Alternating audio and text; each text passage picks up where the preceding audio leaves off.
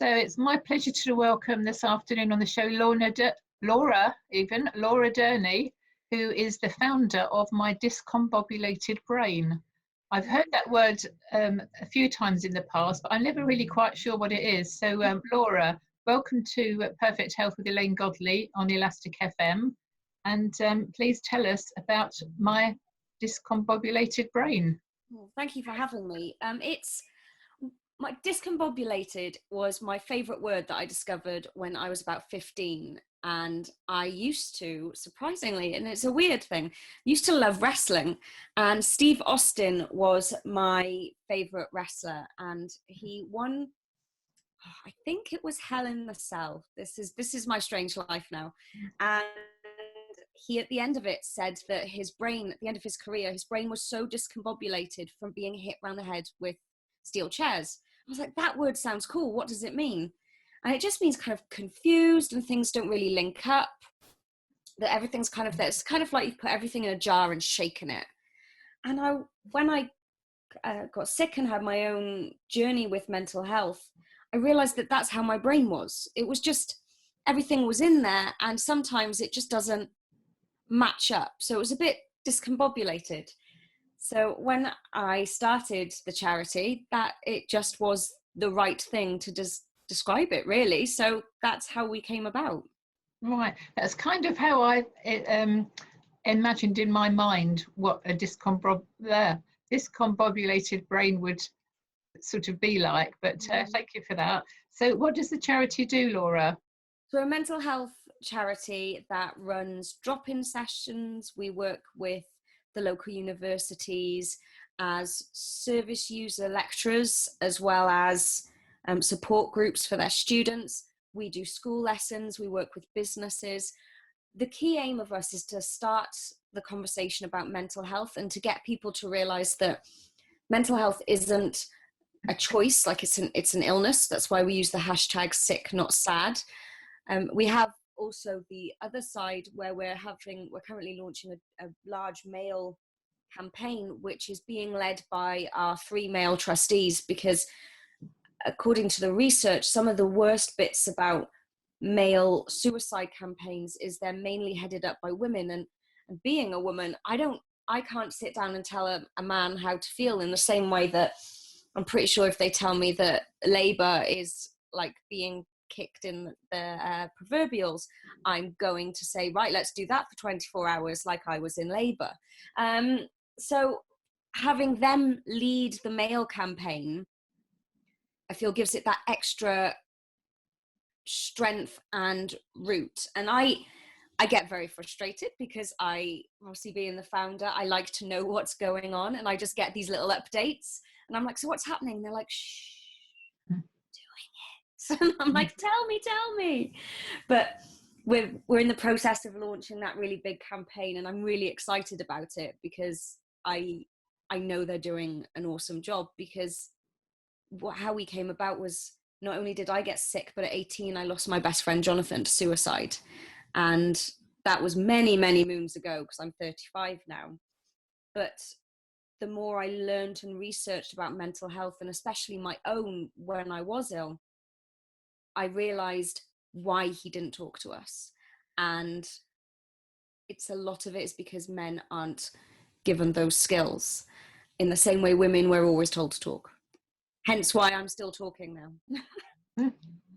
So when did you create the charity, Laura? We are nearly, in next March will be 3, which is quite exciting. Fabulous. And I noticed from your website, mydiscombobulatedbrain.com, I can say it now. You can't sometimes in a row. I really tried hard then. The trustees, they all seem to be all young, if I might pass that comment. Ooh, they'll like that. You all look young. I know. What I'll do is I might need you to say that again while I record it. Yeah, we've got so Tilly is our youngest trustee, and I think she's amazing. She is a final year medical student who wants to go into psychiatry. And Tilly and I met a couple of years ago when I was speaking at Winter Med School Day with the psychiatry department at Cardiff University. And she approached me and said, I want to do stuff. And ever since then, I'm like the embarrassing auntie that she takes anywhere. Because when I met her parents, I spent 10 minutes telling them how wonderful their daughter was. When my husband doing this, shh, they know.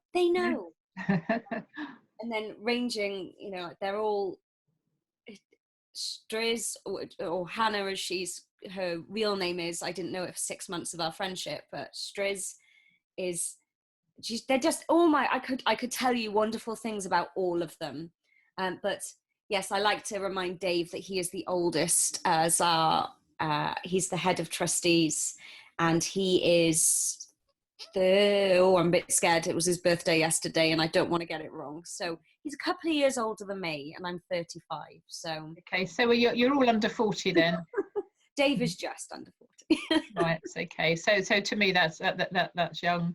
But it's nice that young people are able now to talk about this topic, because for ages it's been swept onto the carpet, and mental health now it's a kind of way of life, isn't it? You know, the pressures of the world that we live in, pressures of work, pressures of not having a job, pressures of having a job, financial pressures, relationship pressures. It just goes on and on, doesn't it? It's all around us. Especially because children and they really are children. So year 8, which is 12 to 13-year-olds, they're choosing their GCSEs now, which is a good year before I had to choose mine back in the day. And they're so young to be making that sort of decision that I know GCSEs, I know nowadays nobody's going to say to me, so what? I can still tell you 3 Bs, 7 Cs and a D. But that time, that's all encompassing. And what if you make that, you know, and you're overthinking, what if I make this wrong decision? And they're still developing, their brains are still developing. You know, girls and boys' brains develop differently, and that's why a lot of teenage boys seem to be angry, is that they don't have the expression. See, I'm sorry, I over-researched the brain when I got ill. So the girls' emotion section grows a lot quicker than the boys. So the boys sometimes act out through frustration and anger just when they can't express themselves in the same way that the girls can. Why my daughter says girls are better than boys. Is that why there's more male suicides than there are female suicides, do you think? I mean, are there any statistics on that? No, actually, I don't know, is the honest answer. We've been going through a lot of suicide statistics recently in the run up to the launch of our campaign. And the stats are crazy when you look at it. And also with the breakdown of just around the UK, the highest percentage, let me just get it, so I don't want to misquote these facts, because they're so key that I think that we get them right. Watch something make a noise now, and I'm so sorry if it does, everybody, as I'm currently trying to access our stuff.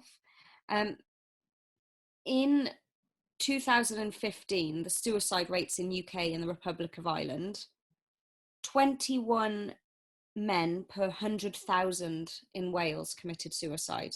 Sorry, I have just said committed suicide, which is something that we actually don't say as a charity, and it's something that we're all learning not to. We say died by suicide because the word committed, we feel, has really negative connotations. But I'm still, as we all are, trying to get our minds around it. So I am really sorry. I was just reading that verbatim. So 21 men per 100,000 in Wales in 2015 died through suicide, compared to 5 per 100,000 of women.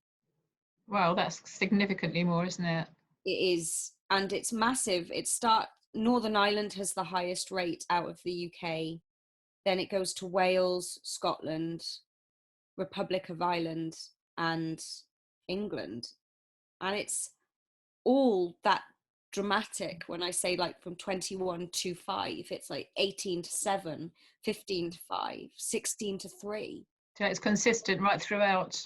Yeah, and that's really hard to work out. We've just been doing so many of these stats, and I sat down with a friend who I've known since I was around 3 years old, and his dad was very high up in the police force, and Chris went off into the army.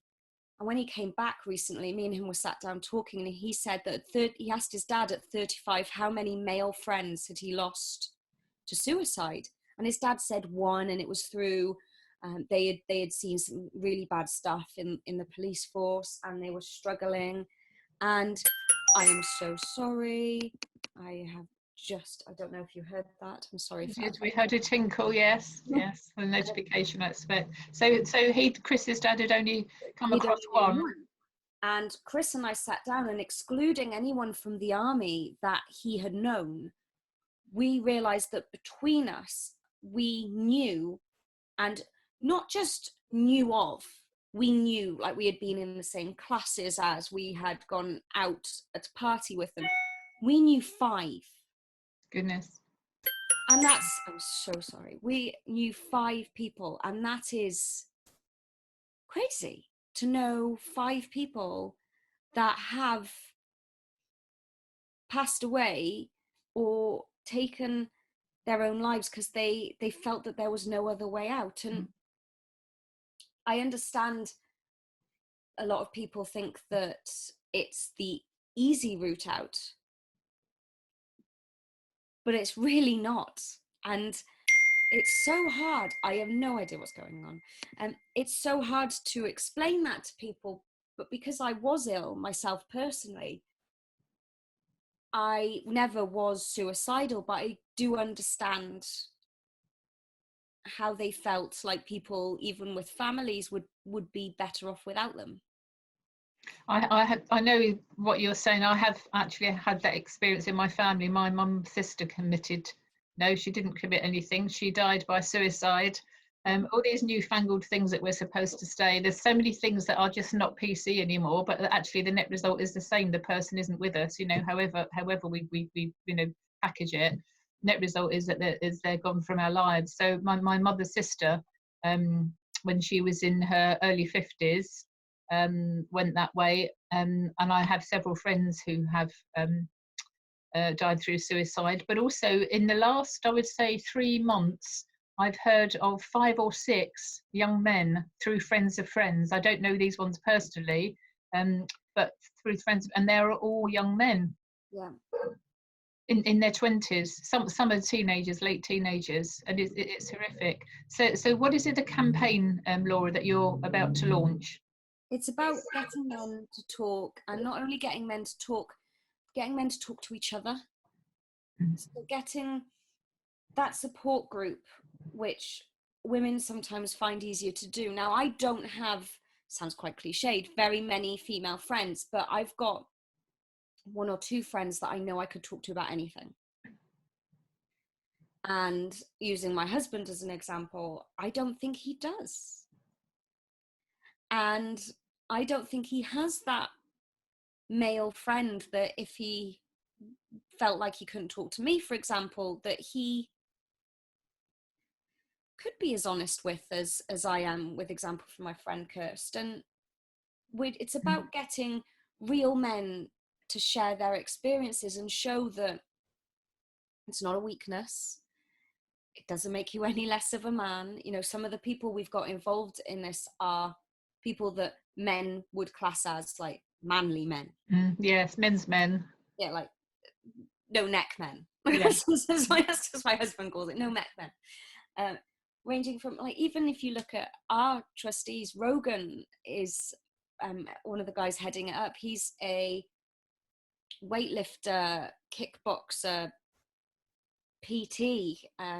Dave runs his own business and has his own family. Matt is just the funniest guy you will ever meet in your life. His exact words to me when I said I'm writing your bio is, "You have to put that my wife is hotter than me." It's like, we know it's true, but we don't need to do that. But these are all men that you would put in a situation and you would think that they were fine, but they're all men that they're very strong, amazing men who have each other. And by having each other, that's what makes them even stronger. And that's what we're trying to get men to build a network, to be able to sit down and not necessarily have a pint, that can have detrimental, but go out and sit down and have a chat. My heart got really happy. I went on a date night with my husband, which happens very rarely. And next to us were 2, as my dad would call them, 2 old boys. Like, they must have my been, age. oh, way older than you. You're not that old. like in their late 70s, early 80s, and they were sat down and they were two mates having a chat. They were chatting about their wives. They were chatting about what they had done. They were saying how they love that once a month they go up to the local steakhouse where we were, and they take it in turns to pay, and they try different ales, and they have like, and it just made me happy, because that's what I want as a mum who's got a boy and a girl. Poppy has her circle of friends, and Jack does too, but I just want him to have those friends that he can be like in, how old is he? 8, in like 80 years time, you know, like, should we go out, let's go on our monthly lunch, and like where you talk and you're open and you're honest. And yeah. Brilliant. Well, the relationships are really important. I've been watching a TEDx talk today actually, and it's one of the top TED talks called something about happiness, and it's about a Harvard study that was done 70, 80 years ago, and it's still going, one of the longest running studies, and some of the people now are in their 90s that started off at the study, and they were saying that people, they were asking millennials what, what are they aiming for in life, and most of them said money, or what was that, money or celebrity. And the net result of everything that they've followed with these particular people on this study, I'll send you a link to it, it's fascinating. Wow. Is basically relationships make them happy.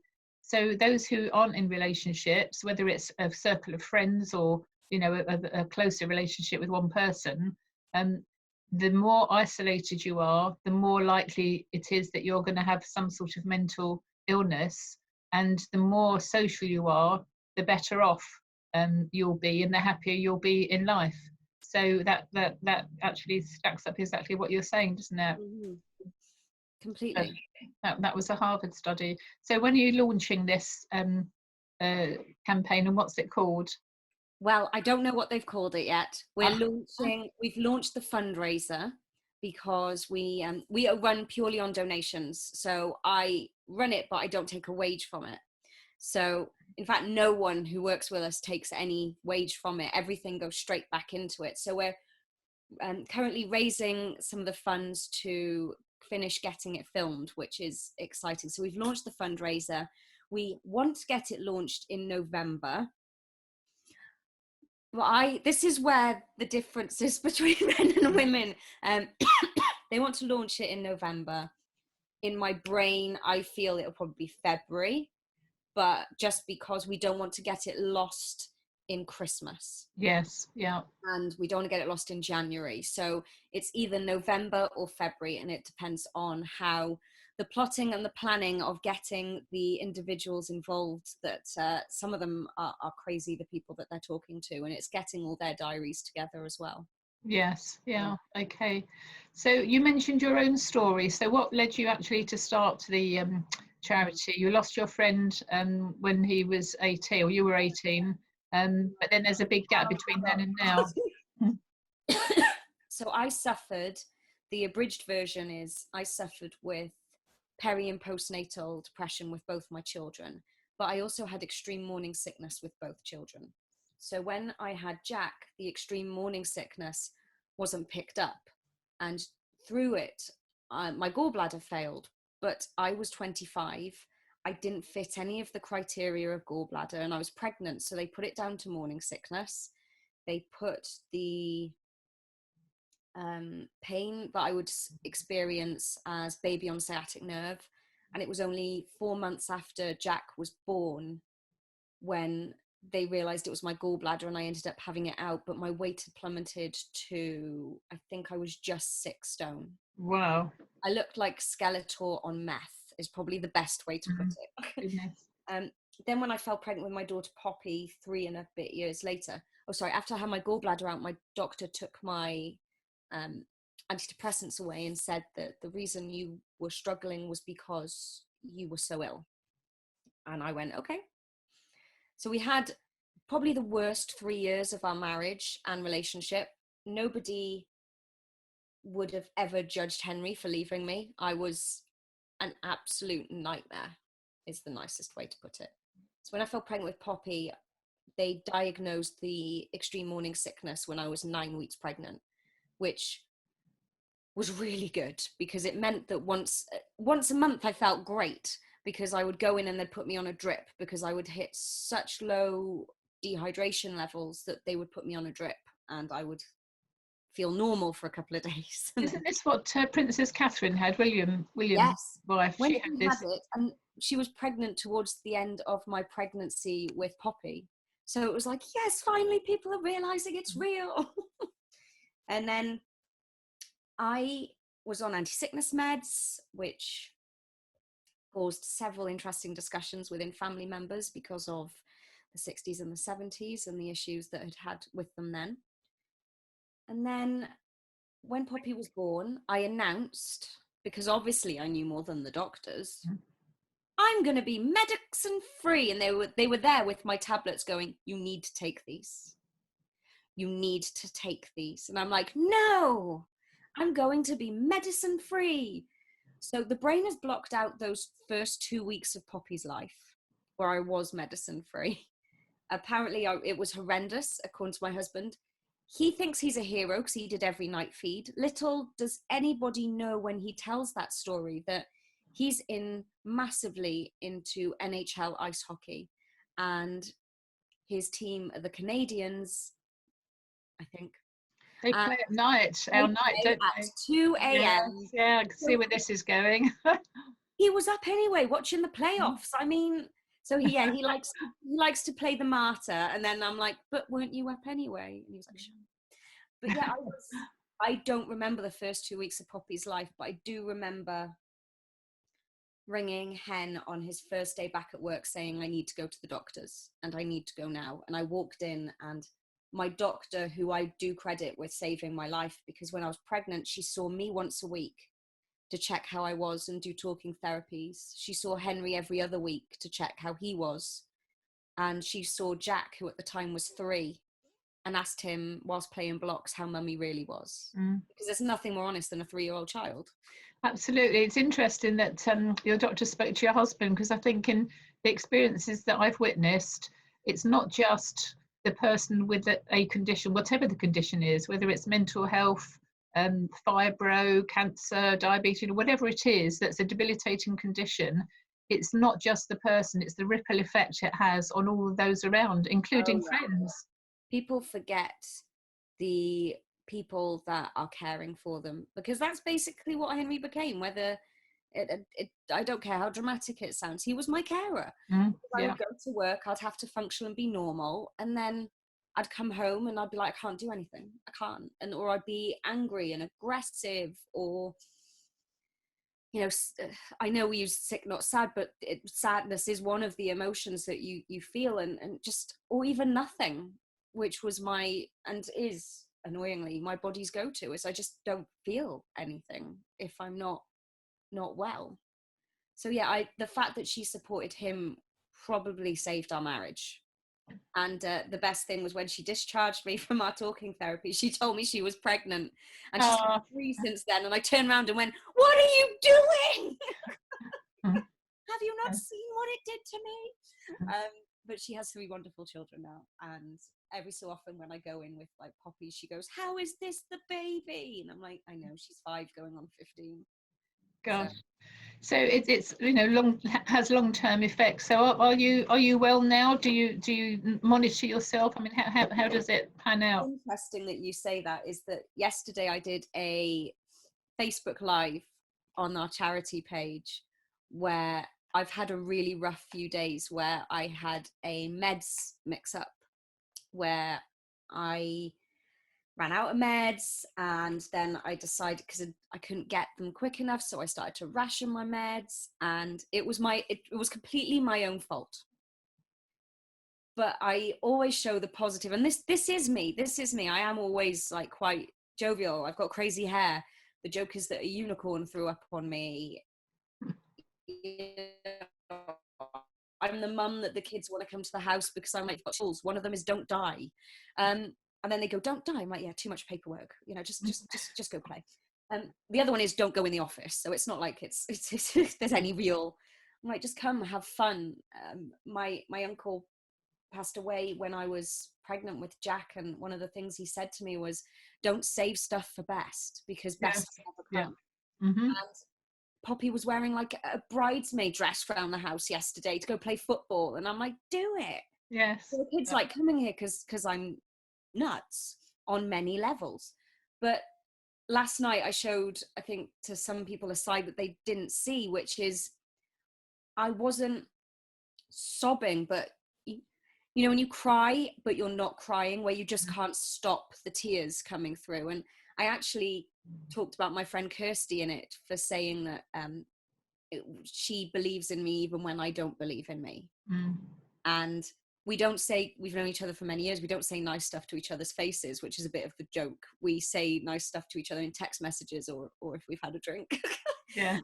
But we know, we know. Yes. Yeah. You know, deep down. And it's talking about, I was talking about the safe places. So I am good. In fact, if anyone looks at our Facebook page this evening, there's going to be a picture of me. So I've just had a text message. One of the dings was my proper meds are ready to collect. So I will be completely fine by the weekend in my little crazy whirlpool of a brain. Okay. What's your Facebook page, Laura? It is My Discombobulated Brain. So we are My Discombobulated Brain on Facebook, and Instagram and Twitter, we're Discombob Brain. Okay. And your website is? www.mydiscombobulatedbrain.com or .co.uk. We're on both. Wonderful. Okay. Well, thank you very much for sharing that, and Absolute pleasure. Thank you for having me. very good luck with your campaign. It sounds a very wordy thing. I look forward to seeing the videos in due course. I know. I will Now, make sure we get them over to you as well. marvellous. Now, before you go, I asked people to come up with 2 songs. You have chosen, I think this is the most popular song out of all of my guests. This Is Me, from The Greatest Showman. So why did you choose that one? So both these songs, when you hear the second one, you'll understand, are from my children. They are the best thing I've ever done, even though they literally drove me nuts. I try and make my kids realize that they are big enough, they are strong enough, they can do whatever they want to, and not to take anything from anyone, and to be truly who you are. And my son, like I said before, he loves football, but he also loves musical theatre. And people, like boys do, have been like, oh, you like musical theatre, singing and dancing. He's like, yeah, what's your issue? Mm. And when The Greatest Showman came out, we didn't go see it. And I bought the DVD because he really wanted to see it, and he was going to be in a show of it. And we sat down, and they did This Is Me, and he turned around and he just went, that's it, Mum. I don't care. This is me. He's like, you've got crazy hair. You're nuts. Poppy's weird. And I'm a football playing musical theatre star. And I'm like, okay, you're right, calm it down a bit. Mm. But it's about not hiding away from who you are, and just kind of saying, like, it's, if you've got a problem with who I am, because in my case I've got colourful hair, or I talk about my mental health, then you are actually the one with the problem, not myself. And it took a long time for me to realize that, and the fact that my 8-year-old has got it now makes me feel a bit dumb. But yeah, it's a really powerful song, and I actually really like the Kesha version. See, this is where I'm going to throw it around now. So there's the film version, which is obviously in the film, but the Kesha version is on the soundtrack. And the reason I really like that one is just through everything. If you Google her, an amazing artist, but accused her producer of sexual misconduct, and her record label said that they wouldn't put any songs out with her, and she took them to court. Oh. And he was found guilty, and he went to jail for sexual misconduct and abuse. And this is the first single she has put out, or the second single she has been a part of since. And it really, the fact that she stood up for it, even though it meant her career stopped for like 3 or 4 years, And she just continued to say, like, no, I admit that I drink too much. I admit that I do this. I admit that I do this, because that's me. The fact they chose her to do the like pop song version of it really, really made me smile and felt really right. Brilliant. Mm. So very proud of your 8-year-old son then for recognizing that it's okay. So good on you. You're obviously doing some great things as a mother. Oh, I don't know.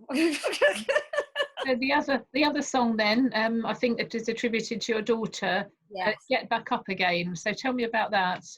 So Trolls is the most brilliant and most horrendous thing that has ever entered our lives. The lead character is called Poppy, as is my daughter, which makes her think that she gives her even more ideas of grandeur that as a 5-year-old she already has, because she So believes. this is a film about trolls. Yes. Called Trolls. Yes. Okay. And Get Back Up Again is, no matter what, this troll called Poppy looks on the bright side, and she's singing it whilst going on adventure, and she's like, oh, gosh, you know, I'm falling down, it's okay, I'll get back up again. And it's about always looking at the positive side, because even though when I'm on a downer or something, the positive side of the Facebook Live that I did was people reached out and said, I've been doing this, or I'm struggling as well, or oh God, I'm glad I'm not the only one that sometimes forgets their meds when they're on a high. And I'm like, yes, because there is a positive in everything if you use it in a way. Yeah, sometimes you have to look for it a little bit harder, don't you? It doesn't just always fall in your lap. But yeah, absolutely, I'm a great believer in that too. So thank you very much, Laura Dernie, founder of MyDiscombobulated Brain.com.